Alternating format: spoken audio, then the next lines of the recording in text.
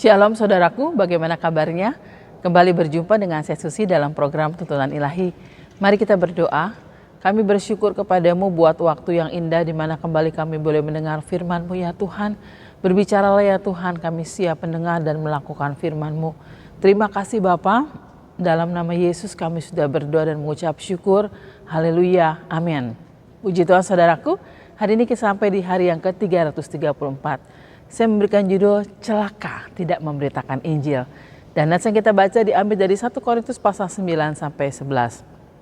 Dalam 1 Korintus pasal 9 16, karena jika aku memberitakan Injil, aku tidak mempunyai alasan untuk memegahkan diri. Sebab itu adalah keharusan bagiku. Celakalah aku jika aku tidak memberitakan Injil. Saudaraku, pemberitaan Injil adalah sebuah perintah, adalah sebuah kewajiban yang harus kita lakukan.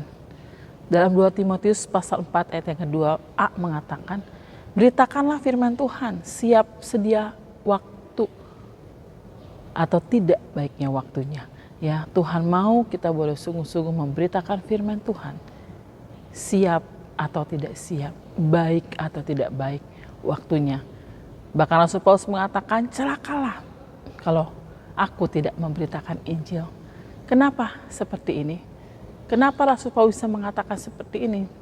Yang pertama adalah karena Rasul Paulus sudah mengalami bagaimana Tuhan yang sudah mengampuni dan menyelamatkan kehidupannya. Tadinya dia harus binasa dan mendapat penghukuman kekal. Tadinya dia harus mengalami kebinasaan dan mengalami maut. Tetapi dia diselamatkan dari maut. Sehingga bagaimana mungkin dia tidak menolong orang-orang lain yang juga mungkin akan menuju kepada maut dan kebinasaan. Kenapa Rasul Paulus mengatakan bahwa celakalah jika aku tidak memberitakan Injil?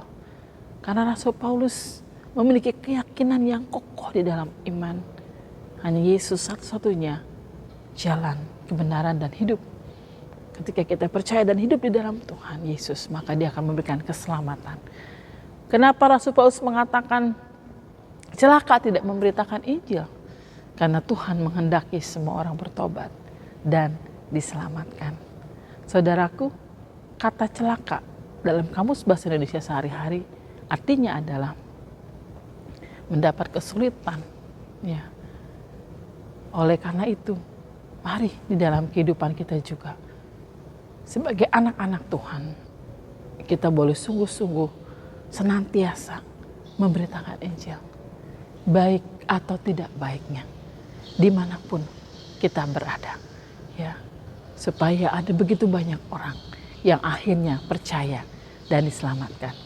Dan biarlah pemberitaan Injil belum menjadi gaya hidup kita sehari-hari sebagai orang-orang percaya. Oke saudaraku, dan yang akan kita baca besok diambil dari 1 Korintus pasal 12 sampai 14. Tuhan Yesus memberkati kita semua. Shalom.